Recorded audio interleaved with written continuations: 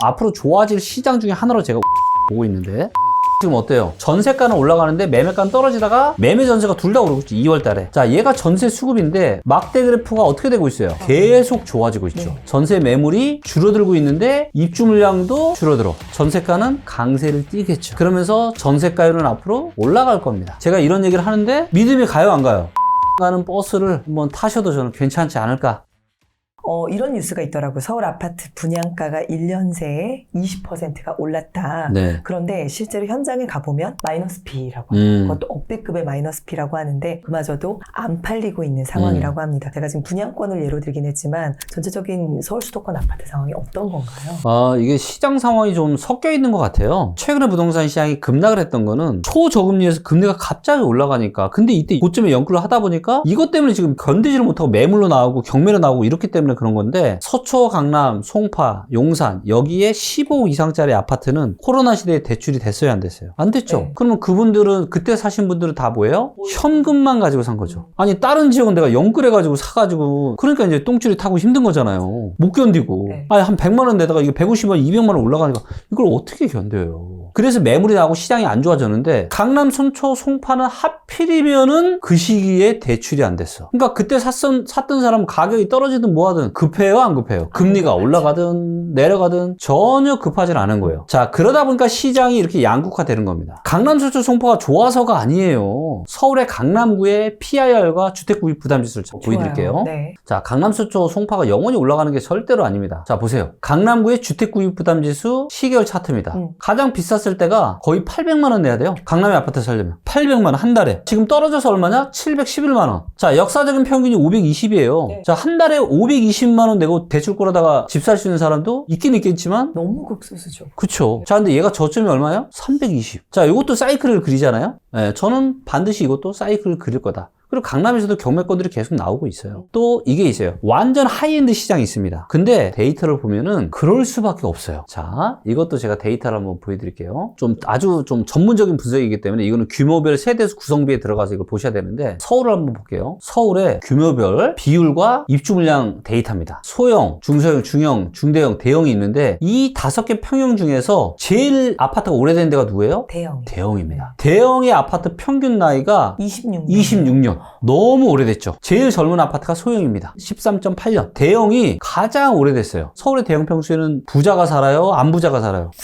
부자들이 살죠. 네. 근데 부자들 입장에서는 오래된 아파트가 좋아요? 새 아파트가 좋아요? 새 아파트. 자, 보세요. 파란색이 기존에 입주한 아파트. 녹색이 앞으로 신규 공급되는 것들이에요. 서울에 지금 대형 평형 신규 공급되는 아파트가 최근 10년 동안 있었어요? 없었어요? 거의 없죠. 바닥을 완전 기었잖아요. 네, 언제 공급 많이 됐어요? 2003년, 4년, 5년. 그 얘기는 무슨 얘기예요? 서울의 대형 평형수가 대규모로 공급이 된 지는 20년 된 거예요. 그러니까 새 아파트에 대한 수요들이 많겠죠. 그러다 보니까 이런 수요들이 어디로 가는 거예요? 성수동에 있는 그런 대형 평형이나 아니면 초고급 빌라. 이런 데로 수요가 몰릴 수밖에 없는 게 이런 게 데이터로 지금 다 보이는 거예요. 그리고 그런 데는 워낙 희소성이 있다 보니까 그들만의 티키타카로 가격이 유지가 되고 올라가는 겁니다. 예, 그리고 이제 예전과는 다르게 나 어디 살아. 이게 어떻게 보면 그런 사회적인 이런 스테이터스로 그냥 보여주는 그게 돼버렸잖아요. 그래서 하이 럭셔리 시장은 여전히 저는 충분한 그런 수요가 좀 있다라고 좀 보여지고 있습니다. 하지만 그게 아니면 나머지 상당 시장은 어떤 진통을 좀 겪을 수밖에 없는 그런 상황으로 보여집니다. 말 그대로 양극화가 네. 계속 될 수밖에 없는 상황이라는 걸 역시나 리치고에도 데이터를 통해서 그렇죠. 자, 확인해 그리고 봤습니다. 여러분들이 이제 분양을 받을 때 자, 여기서 이제 뭘 보셔야 되냐면은 작년에 방송을 하면서 네. 롯데캐슬 이스트폴 얘는 괜찮다, 나쁘지 않겠다. 전제 조건은 분양가가 주변 시세보다 싸면은 분양가가 제가 생각한 것보다 좀 비싸서 조금 문제이긴 했는데 자, 왜 제가 이런 의사결정을 내렸냐 그리고 왜 이런 것들이 차이가 있냐 아니 어디는 지금 완판되는데 어디는 안 되냐 여기에 있어서는 가격을 결정짓는 아주 중요한 요인이 희소성이에요. 자, 이거는 어디 가서 보실 수 있냐 여기 리치고입니다. 예, 리치고에 분위 데이터를 들어가시면 아파트를 다양하게 다 볼 수가 있습니다. 그래서 원의 크기가 아파트 세대수 크기예요. 자, 그리고 여기는 평당 가격을 해놨고요. 이게 평당 가격 어디가 비싼 데가 많아요? 아무래도 딱 지금 보니까 강남 이런 데가 비싼 데가 많죠. 그리고 요거를 이렇게 지역을 좀 좁히면 그냥 이 동네에서 제일 비싼 데가 어딘지가 또 나와요. 자, 근데 여기서는 뭘 봐야 되냐? 분양받을 때는 반드시 이 분위 데이터의 연식을 들어가셔야 됩니다. 연식. 자, 이거를 볼게요. 어떻게 구분을 해놨냐면 빨간색은 5년 이하의 새 아파트예요. 파란색은 10년 이하의 준새 아파트입니다. 그 다음이 20년 이하의 갈색, 20년 이상짜리는 회색이에요. 아주 오래된 아파트들인 거죠. 자, 근데 왜 제가 이 아파트들을 롯데캐슬 이스트폴이 그래도 분양받을 게 괜찮냐고 제가 말씀드렸냐면 이 아파트 주변에 다 대부분 회색이죠. 전부 다 오래된 아파트밖에 없어요. 그나마 새 아파트 요거 하나 있잖아요. 요거. 근데 얘는 세대수가 얼마예요? 전체가 165세대밖에 안 돼. 의미 없어요. 근데 얘는 1000세대가 넘잖아요. 그러니까 자, 이런 아파트가 들어오면은 여기에도 지금 부자들이 살 거 아니에요. 어디로 오고 싶겠어요? 지하철역 바로 앞이고. 그렇기 때문에 희소성이 있는 이런 아파트들은 가격에 대한 하락 경직성이 많단 말이에요. 그렇기 때문에 뭔가 위기가 와도 이런 데는 그나마 덜 떨어질 가능성이 높기 때문에 제가 데이터에 근거해서 그런 말씀을 드렸던 거죠. 근데 자, 여기는 지금 새 아파트가 이거 하나밖에 없죠. 이거 보면 언뜻 봐도 다 보이잖아요. 이렇게 그냥 한눈에 다 보이잖아요. 자, 이런 데 어때요? 이런 데 신축에 대한 희소성이 있어요, 없어요? 이런 데는 좀 별로 없는 거죠, 지금. 네. 여기 어디 광명. 그쵸? 그러니까 공급이 이렇게 많잖아요. 그러니까 이런 데는 좀 지양하셔야죠. 근데 또 여기 양평역 바로 앞에 있는 영등포 자이 디그니티. 이거 같은 경우는 어때요? 주변에 다 오래된 아파트예요. 분양가만 괜찮은 이런 것들은 좋다라는 거죠. 이렇게 다 퍼주셔도 되나요, 대표님? 네, 다 퍼드리려고 이 치고를 만든 겁니다. 도구가 없다는 건 핑계다. 다시 한 번 더 좀 말씀을 드리고요. 네. 왜 내가 이런 부분들을 조금 미리미리 봐야 할까? 왜 네. 이렇게까지 체크를 해야 될까? 거기에 대한 또 의문점이 있으실 수 있을 거예요. 우리가 인생에서 중요한 의사결정이 몇 가지가 있죠. 네. 네, 어떤 게 중요하다고 생각하세요? 직장 선택도 중요하고 직장 선택, 결혼할 때도 중요하고 직장 선택을 예를 들어볼게요. 나랑 공부 비슷비슷하게 하네요. 그렇게 해서 직장을 잡아봐야 그 연봉 차이가 얼마나 날까요? 세후로. 한 몇백? 그쵸? 얼마 차이 안 나요. 자, 이걸로 인생이 승부가 날까요? 자, 인생의 승부는 뭐로 나요? 부동산으로 인생 승부나는 거죠. 내가 부동산을 언제 살 건지, 언제 팔 건지. 자, 예를 들면 지금 이 하락장 때문에 그 뜨거웠던 시기에 지산사고, 생숙사고, 영끌에서 아파트 산 사람은 지금 완전 지금 인생이 완전 나락으로 떨어져서 난리도 아니에요, 지금. 근데 공부를 안 한다? 근데 체크리스트를 안 본다? 아, 이거는 말이 안 되는 거죠.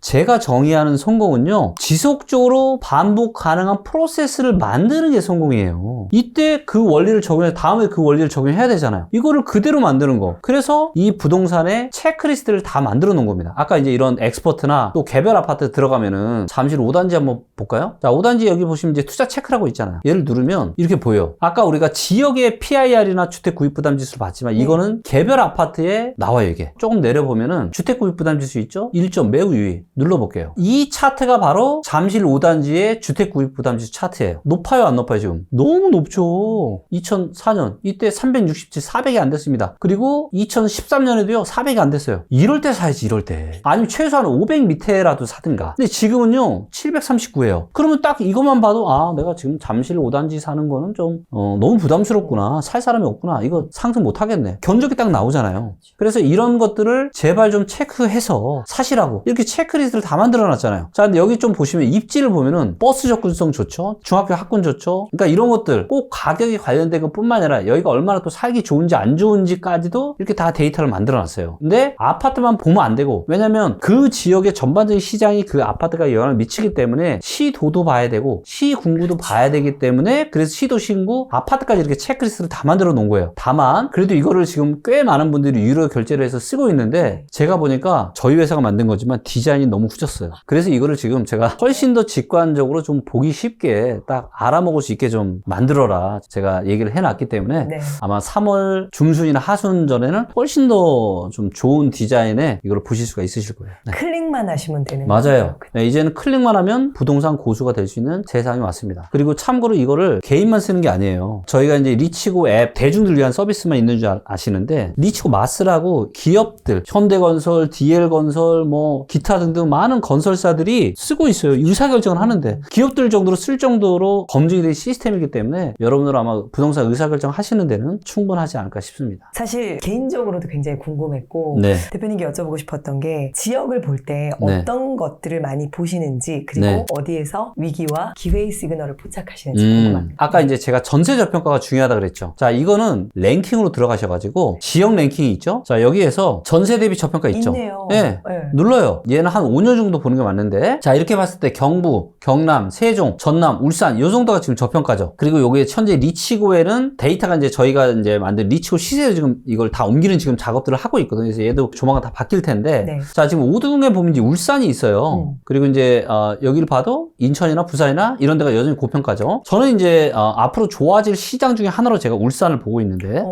자, 왜 제가 이런 전망을 하는지를 이 엑스퍼트 분석에 들어가서 보도록 하겠습니다. 울산이 지금 어때요? 오른쪽 이 위로 플라워 가고. 차트가 오른쪽으로 왼쪽으로 가다가 즉 전세가는 올라가는데 매매가는 떨어지다가 오른쪽으로 그쵸. 매매 전세가 둘 다 오르고 있죠. 2월 달에 가장 빠른 리치고 AI 시세에 따르면 자, 그리고 이제 투자 점수가 60점 정도예요. 60점이면 허리 정도 됩니다. 허리. 그다음에 상승임 지수가 어때요? 상승임 지수는 제가 사실 방송에 제가 거의 안 했는데 마침 저도 모르게 말이 나왔으니까 설명을 좀 드리면 상승임 지수는 뭐냐면은 키 맞추기예요. 그러니까 예를 들면 원래 인구나 뭐나 비슷한 지역이 있어요. 그럼 하나의 지역이 이만큼 올랐어. 근데 얘는 못 올랐어. 그래서 키 맞추기를 하잖아요. 그래서 실제로 투자자분들이 키 맞추기 할 아파트나 지역이 어디냐 이런 것들을 다 하는데 이거를 데이터로 만들어 놓은 거예요. 자, 그런데 이거를 봤을 때 앞으로 지금 대세 상승장이 혹시라도 오게 되면은 상승할 수 있는 힘이 굉장히 큰 거예요. 지금 보시는 것처럼 울산 같은 경우도 떨어지다가 단기 반등 살짝 나타났다 조금 떨어지다 다시 2월부터 근데 전세가는 여전히 꾸준히 좀 좋은 방향으로 지금 가고 있죠. 전세 저평가가 마이너스 2%지만 이 정도는 전혀 무시해도 되는 수준이라고 제가 말씀드렸고 자, 여기서 울산의 지금 주택구입 부담 지수인데 얘가 지금 어때요? 85입니다. 평균이 얼마예요? 82. 거의 평균이죠. 그리고 역사적인 저점이 2019년 9월달 65입니다. 근데 이거는 살짝 도둑눈 심보고 75나 75 이하만 돼도 그 정도 이 정도 그러니까 이때는 너무 급격하게 빠진 거였고 사실 어떻게 보면 저점이 이 정도거든요 지금. 그러니까 이 정도만 돼도 제가 봐서는 충분히 무릎 밑에 잘 사시는 거예요. 그러면 85에서 75면 차이가 얼마예요? 10 정도 차이 나죠. 그럼 85에서 우리가 수학적으로 계산을 해보면 10% 조금 넘게 한 12% 정도 떨어지면 저게 되는 거예요. 자, 그리고 소득 대비한 아파트가를 봤을 때 이제 평균까지 왔습니다. 자, 그리고 얘를 기간을 또 어떻게 세팅해낼 값이 달라지는데 2008년, 9년, 10년에 너무 싸다라고 치고 얘를 2012년부터 한번 해볼게요. 2012년 이렇게 봤을 때는 어때요? 허리 밑으로 떨어졌어요. 근데 이때가 5.2 그러면 이걸로 봐 소득 대비해서는 지금 거의 왔어 이제 한 무릎 왔어요 지금. 네. 자, 그래서 일단은 전세 저평가를 보나 소득 저평가를 보나 주택 구입 부담 지수를 보나 아무리 안 좋게 봐도 허리 아니면 허리랑 한 무릎 사이 어느 정도 이 정도로 판단이 돼요 안 돼요? 되죠. 자, 그러면 이제 나머지 데이터를 봐야죠. 요게 이제 매매 수급인데 자, 매도세가 어때요? 여전히 많죠. 매수세 여전히 없죠. 그래서 매매 수급 여전히 떨어지고 있죠. 그래서 매매 시장이 아직은 안 죽을 거예요. 자, 그런데 이거를 진짜 얘기해 주기 싫은데 얘기를 안 할 수도 없고. 여러분만 알고 계세요. 네, 매매 시장보다 훨씬 더 중요한 게 전세 시장입니다. 자, 얘가 전세 수급인데 막대 그래프가 어떻게 되고 있어요? 계속 좋아지고 있죠. 네. 막대 그래프가 계속 좋아지고 있고 지금 123입니다. 그러니까 매매 시장은 여전히 얼어붙고 있는데 전세 시장은 계속 좋아지고 있는 거예요. 그래서 전세는 지금 강세를 아마 띄고 있을 겁니다. 자, 그럼 여기에 또 다른 데이터를 또 결합해서 같이 봐야 돼요. 자, 입주 물량을 보자고요. 2020년, 21년, 22년에 어때요? 이때 적었네요. 너무 작았죠. 네. 그러니까 사실 18년 말이나 2019년에 울산에 투자하는 거는 괜찮았죠. 그러니까 2019년 말이나 2020년 초에 입주물량이 너무 작으니까. 자, 근데 23년에 입주물량이 이렇게 많았습니다. 근데 앞으로 어때요? 평균 밑으로 떨어지죠. 입주물량이 이제 24, 25, 26 계속 줄어들어요. 자, 그런데 전세 시장이 이미 좋아지고 있어. 자, 그러면 공급이 줄어들어요? 그러면 이 전세 수급 앞으로 어떻게 될까요? 힘 받겠죠. 네. 그래서 이 전세 수급이 물론 출렁출렁 할 겁니다. 네. 이 출렁출렁 하면서 만약에 평균 140을 넘어선다. 그러면은 그때는 전세 시장이 상당한 강세를 띨 거고 그렇게 되면은 매매 시장에도 뭔가 긍정적인 영향을 미치게 될 겁니다. 그런데 여기에 이제 거래량을 봐야 되는데 울산은 거래량이 평균만큼은 아니지만 그래도 평균 거의 근처까지 갔었죠. 단기 반등자. 그러네요. 네. 수도권보다는 확실히 거래는 좀 있었고 근데 거래량이 계속 줄어들다가 1월달 아직 집계가 안 됐는데 거래 어때요? 다시 꽤 많이 늘어났습니다. 네. 지금. 자, 그래서 요 추이를 좀 봐야 되고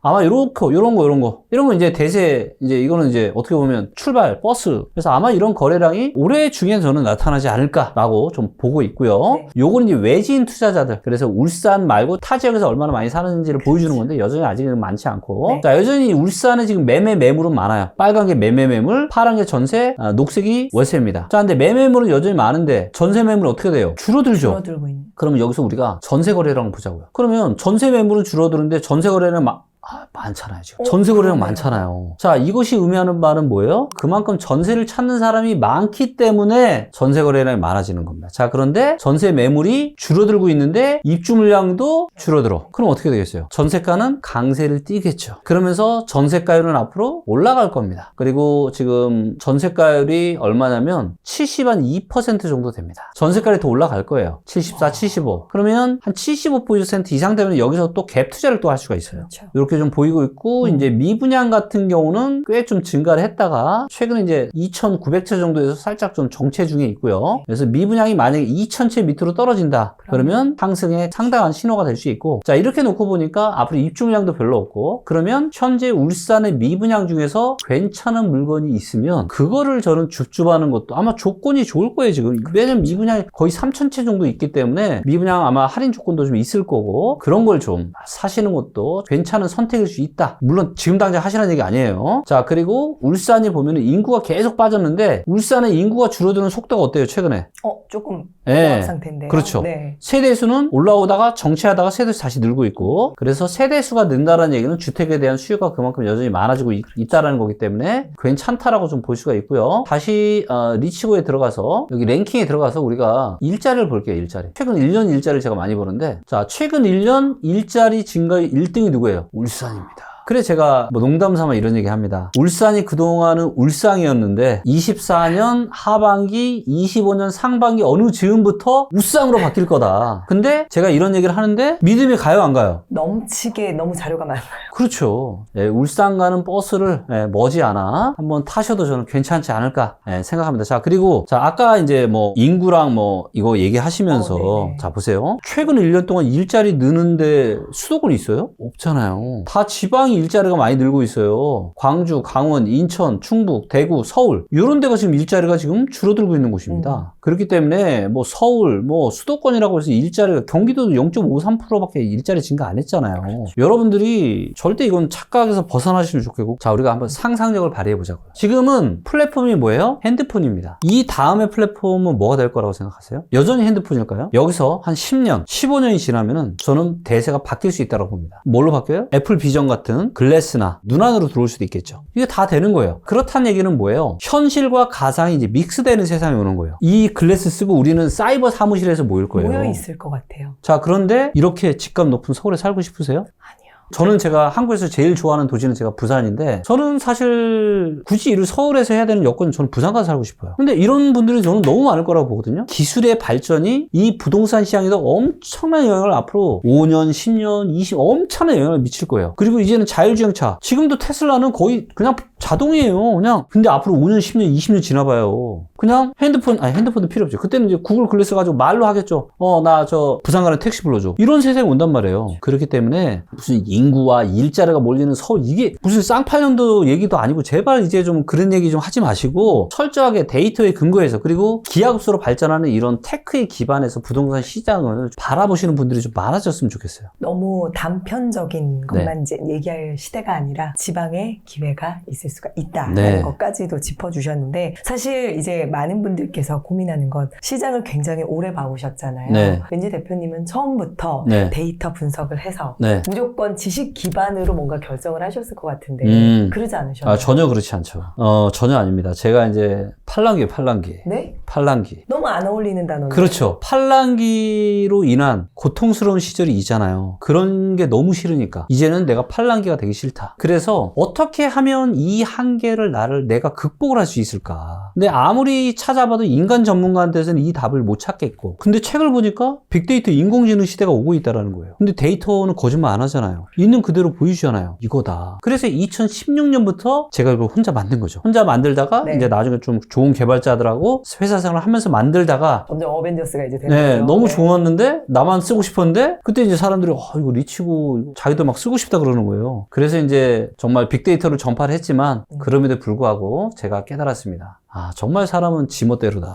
데이터를 이렇게 잘 만들어 놓고 검증을 이미 했는데도 불구하고 사람들이 뭐 얘기하잖아요. 그럼 거기에 또 이렇게 또 그냥 어쩔 수 없어요. 사람은 감성과 이성. 근데 한 번도 이성이 감성을 이겨본 적이 없죠. 인간관계나 이런 거는 그렇게 할 수 있어요. 근데 여러분들 지금 주변에 지금 난리 난 사람들 하면 그 눈물겨운 사연을 한번 들어보세요. 이거 나는 그냥 계약금 조금 내고 이 피 받고 바로 팔고 나오려고 그러는데 왜 다 그렇게 돈 벌었기 때문에. 근데 지금은 물려가지고요. 완전 인생이 완전 나락으로 떨어졌어요. 완전 난리도 아닙니다. 그렇기 때문에 너무나도 이 중요한 의사결정을 객관적인 다양한 데이터에 근거해서 좀 의사결정을 하시면 좋을 것 같아요. 기업들도 마찬가지. 지금 얼마나 수없이 많은 건설사들은 시행사들이 다 망하고 있어요. 맞아요. 정말 팔랑귀라는 단어, 뇌피셜이라는 단어와는 어울리지 않는 대표님도 그랬던 시절이 있었다는 거. 뭐 누구나 이 흑역사의 시절이 있잖아요. 그렇죠. 네. 하지만 리치고와 함께라면 이제는 데이터를 기반으로 분명히 공부든 결정이든 하실 수 있으실 것 같습니다. 네.